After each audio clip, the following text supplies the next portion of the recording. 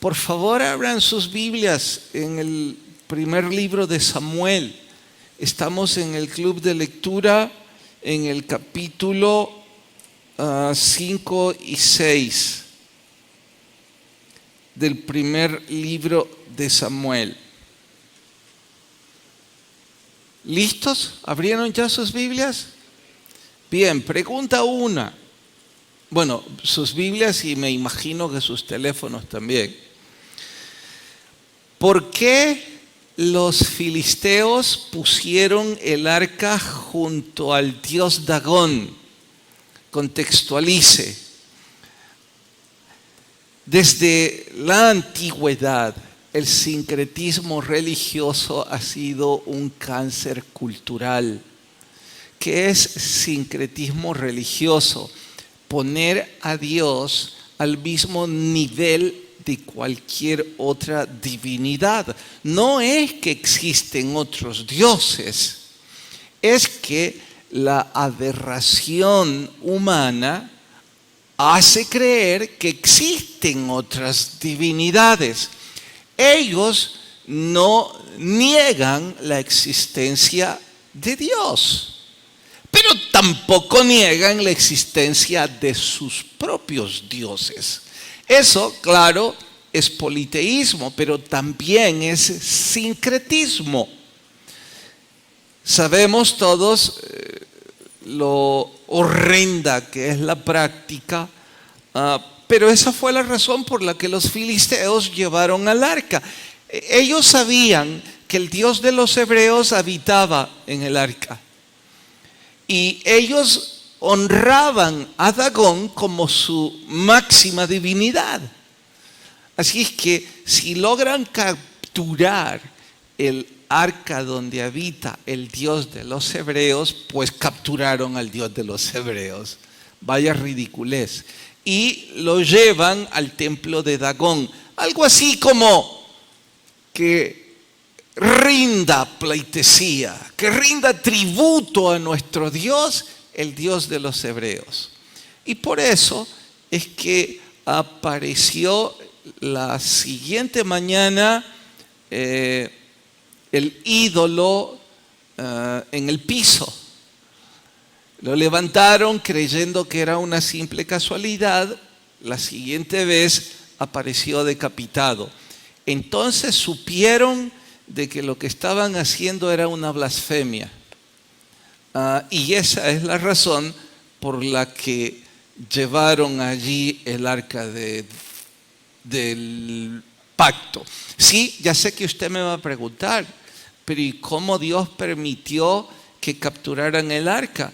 Porque era juicio para el pueblo de Israel debido a la desobediencia, debido a la falta de convicción y a la entrega.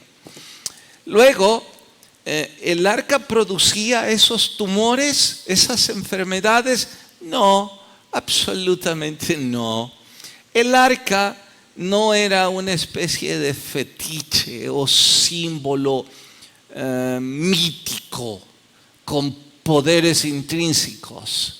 El arca era un instrumento de Dios. Dios no necesitaba el arca para producir esa epidemia.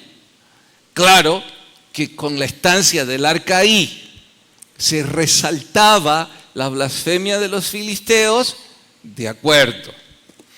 Por eso los filisteos deciden devolver el arca con una ofrenda, oro. Y los más incautos piensan que Dios se agradó de la ofrenda de los filisteos y que como devolvieron el arca con mucho oro, entonces Dios aplacó su ira y quitó los tumores. Qué terrible cómo los filisteos podían concebir esa idea, pero diría yo, más terrible es que en el año 2022 se replique, no con el dios Dagón, sino con una cantidad de cosas absurdas en la iglesia evangélica, donde alguna gente piensa que puede sustituir obediencia por ofrenda. ¿De dónde sacamos semejante locura? Oh, ya cumplí mi cuota, voy a ir al culto, o voy a poner dinero, o me voy a involucrar en ayudar a los más necesitados, aunque no quiero en lo absoluto obedecer la voz de Dios en cuanto a mi voluntad, en cuanto a hacer lo que a mí me dé la gana en mi propia vida. Obediencia no se sustituye por ofrenda. Quienes creen eso tienen un Dios mezquino, un negociante absurdo. Bien, ¿por qué entonces se dio la mortandad cuando el arca regresó? Porque ya dije, era un juicio contra los judíos. De ahí la terrible mortandad. Y vea el detalle sobrenatural que muchos pasan por alto. Los filisteos colocaron yuntas de bueyes, pero no se atrevieron a guiarlas por miedo a que el contacto con el arca acabara con ellos. Así es que solamente empujaron a estas vacas para que llevaran el arca. Pero el detalle curioso es que estos animales, en primer lugar, no habían usado yugo con anterioridad. Se habrían resistido a trabajar bajo un yugo, porque no habían sido domesticadas o enseñadas. Por otro lado, por instinto, cualquier animal regresa a su corral, regresa a su tierra. Pero estas, contra naturaleza, corrían bramando en dirección hacia el pueblo de Israel. ¿Qué es lo que se deja ver? Bueno, aún las vacas obedecen a Dios. En contraste a algunos, no diré eso. Ustedes están pensando eso, yo no lo diré. En contraste a algunos mortales que vamos bramando para hacer nuestra voluntad. Aún cuando vamos como bueyes al degolladero. Estoy haciendo eco del pasaje de Proverbios 8 o 9, no recuerdo el número, pero sí la frase como buey al degolladero. Porque van muy mansitos a que les corten la cabeza. A pesar de ser tan fuertes, no se resisten. El proverbio que acabo de mencionar ilustra aquel hombre que sabe que la relación con esa mujer ha sido desgracia tras desgracia en su vida, pero insiste en sumar desgracias a su vida. Así es que cualquiera haya sido su pensamiento de que mejor estas vacas obedecen y no algunos mortales, a lo mejor debemos aplicarla a nuestra propia vida. Bien, hasta ahí con el libro de Samuel. Luego pasamos al libro Atrévete a ser diferente. Digo esto con muchísima tristeza. De todos he sabido, supongo, el luto que está sufriendo el estado de Texas por la matanza a estos niños. Probablemente en países como el nuestro no es tan dramática la noticia, porque ellos asesinaron 10 en lo que va quizá del año. Tiempo atrás nosotros escuchábamos de 15 homicidios diarios. Como sea, es trágica la noticia. Son niños y fueron asesinados. No he leído la noticia, la he escuchado. Así que si me equivoco en algo, por favor, no me reprenda. Pero lo que escuché es que otro niño de un poquito más de 18 años, con armas automáticas asesinó 10. Y que se lee, que han averiguado, que este niño reaccionó así porque desde muy chico sufrió bullying en la escuela. Que probablemente parte de los chicos que asesinó fueron los que antes lo asesinaron a él. Digo en forma retórica, ante tanta burla.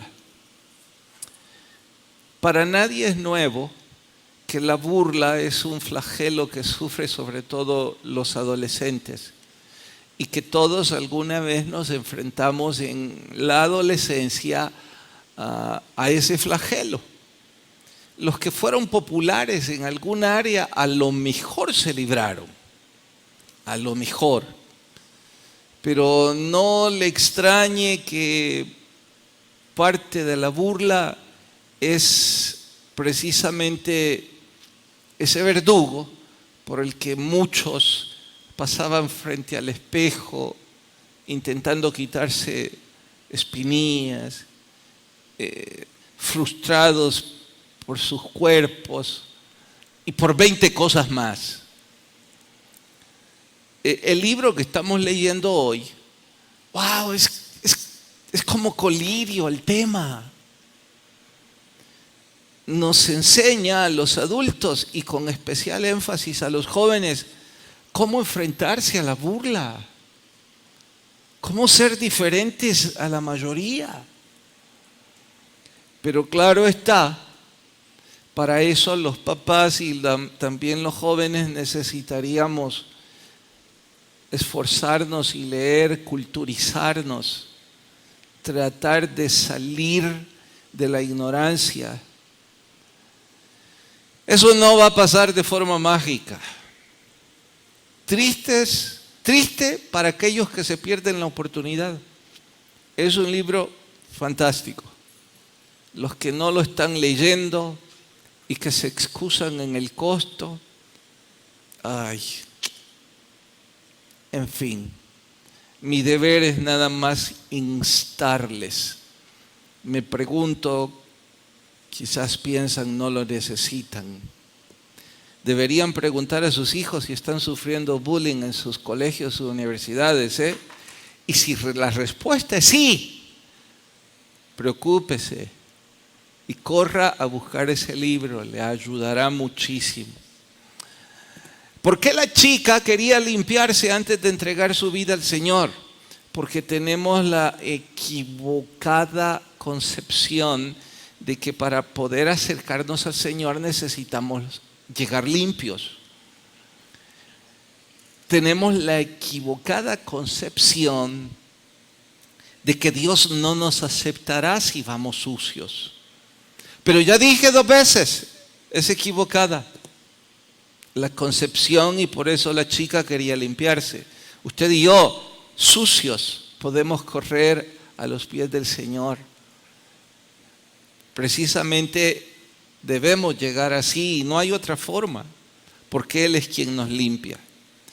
¿Por qué un índice tan alto de suicidio en los Estados Unidos? Y este libro se escribió, ¿qué? 30 años atrás, y el índice ya era terriblemente alarmante y abismal.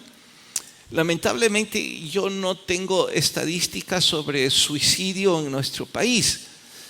Claro está que como ese país son millones de millones más habitantes que aquí,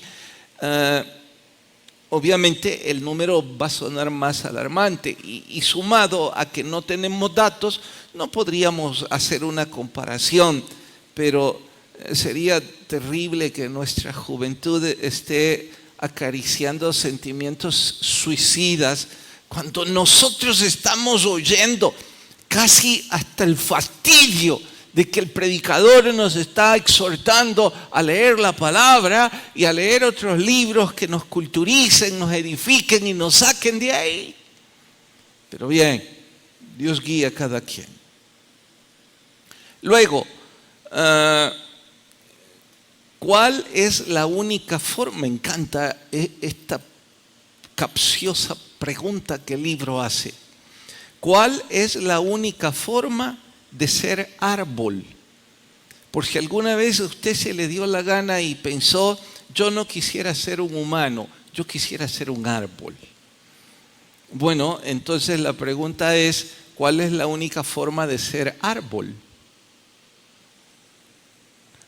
Como ya sé que no han leído aún, la respuesta es, la única forma de ser árbol es habiendo nacido árbol. Pero el sarcasmo de la pregunta tiene un poder sobrenatural. La única forma de convertirnos en diferentes, en la única forma de no ser llevados por la presión de grupo, es habiendo nacido de nuevo. Y en Cristo eso es posible. ¿En qué consiste seguir al caudillo? Pues es una forma de decir en nuestro español, en nuestra cultura sería ¿dónde va Chente? ¿Dónde va? Oh, ese proverbio lo saben de sobra. ¿Dónde va toda la gente? Bueno, en esa cultura la expresión es seguir al caudillo. Son llevados por cualquier viento. Quiera Dios que usted sea diferente, y yo también. Y el último, hay copias para el ser humano. He escuchado que hay un gemelo mío por ahí en alguna parte del mundo y que todos tienen un gemelo. Así dice la gente, pero nunca lo han comprobado. Aun si hubiese un gemelo en alguna parte del mundo, suyo o mío, entre millones de millones de millones de habitantes de este planeta, imagínese, solo hay otro como usted. No, no es cierto, no hay ninguno, no hay copia. ¿Pueden imaginar la grandeza de nuestro Creador? Imaginar millones de millones de millones de rostros, caracteres, temperamentos, particularidades. Tenemos un Dios maravilloso, ¿no? Bien, hasta ahí llegamos con el club de lectura.